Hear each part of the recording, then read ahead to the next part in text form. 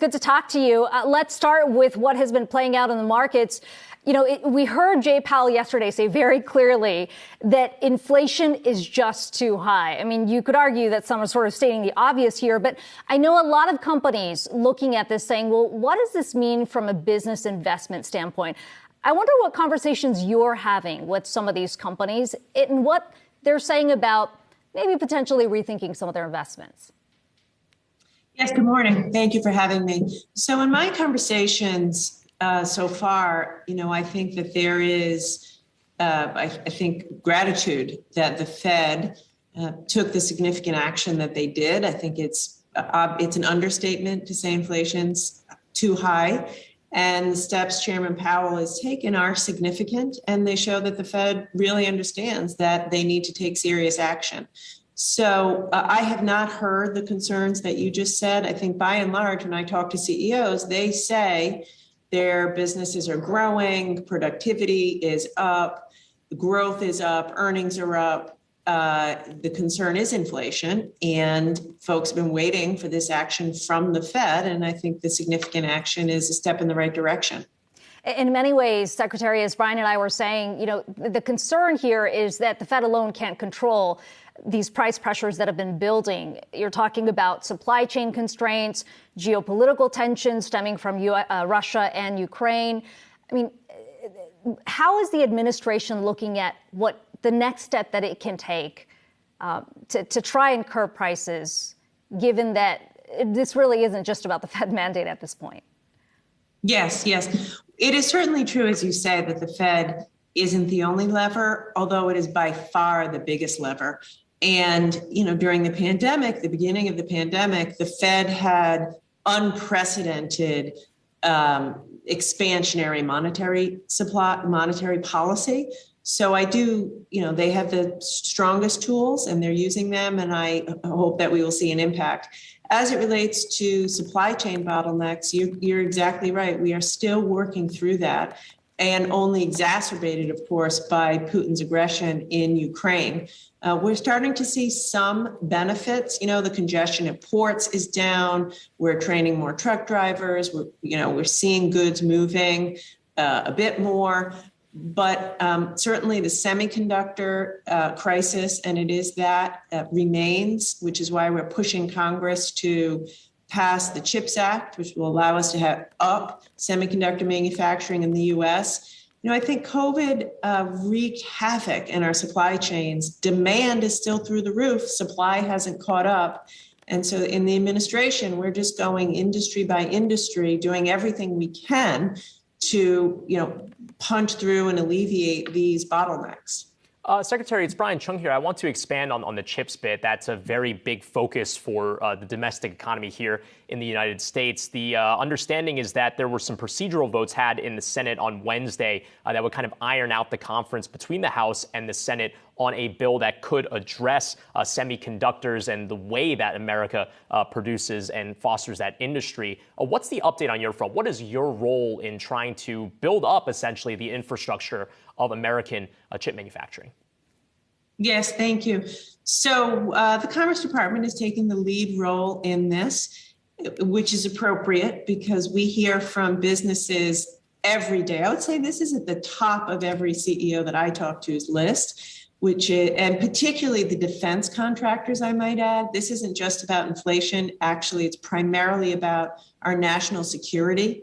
You need chips to make military equipment. There's hundreds of chips in every satellite, every Javelin launching system. So you are correct. The House and the Senate have taken procedural votes. They're getting the conference underway. We have a little bit of momentum.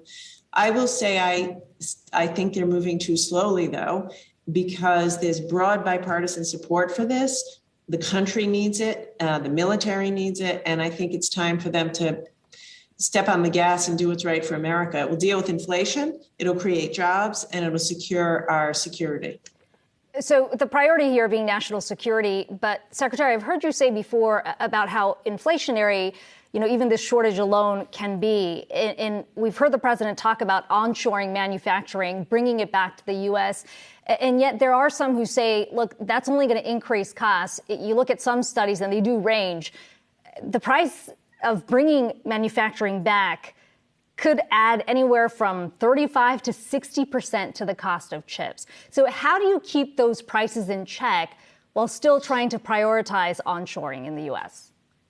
Yes. So, look, no one is saying, I'm not saying, the president's not saying that everything should be made in America. There are certain products that won't be made in America. But for semiconductors, which are highly technical, highly sophisticated, and necessary for our national security, we need more made in America. Right now, what is driving inflation is the shortage of chips. There just aren't enough. It's like basic supply and demand. Demand is up 20% for chips relative to pre-pandemic, and supply is not. So it's hard to argue that increasing domestic supply of chips wouldn't reduce prices in chips. I talked to a group of CEOs just the other day in the medical device field. You know, this isn't just about cars. These are life-saving equipments in hospitals. They can't get chips. So they're going onto the spot market to buy chips. They're paying 500 times per chip what they were paying, a year ago. So that's inflationary. In that case, that's life-threatening for Americans. And that's why I don't have a lot of patience for Congress foot dragging, because there are lives at stake and we have a solution that's before them. Secretary, I wanted to ask about how all of this kind of fits within the administration's efforts on Build Back Better. It kind of fell through in a previous form, but still some chatter about the need for infrastructure investment, which includes chips, but also many other things as well. A lot of Americans are probably looking at the government right now and saying, especially with the inflation right now, do we really have the fiscal room to be doing this in the first place? How is the administration, especially ahead of the midterms, thinking about that, which could include changes to the tax code as well? Yeah, thank you. So I'd say a couple things. First, let's remember that under President Biden's leadership, we've seen big cuts to the deficit, historic cuts to the deficit.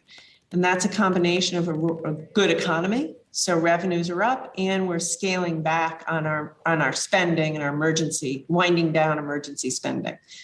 The question that I think of is these are investments. So, investing in infrastructure, investing in broadband, investing in climate change, and getting to technologies that reduce carbon.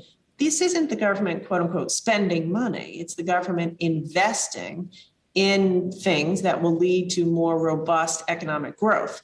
So I think that that's how I think about it. And we are continuing to work with Congress to make sure that we can get a package to do that. By the way, as it relates to climate,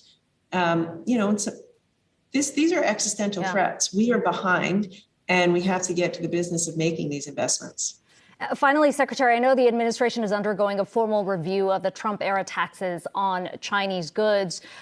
There's some question, I know, internal debate about just how inflationary those tariffs have been. As you consider where to move on it, to what extent do the inflation concerns right now outweigh those of the Chinese trade practices?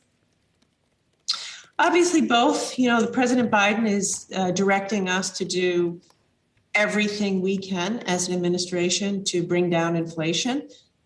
He's crystal clear. We have to look everywhere. And so we are evaluating these tariffs. I will say, though,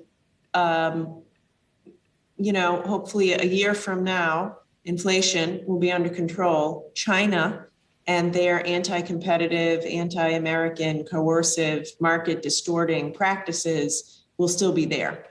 And so our review of, what China's doing and how we react to it is primarily about that, which is what is the best strategy for America to protect Americans, protect American businesses and our workers, and of course, continue to allow commerce and trade with China.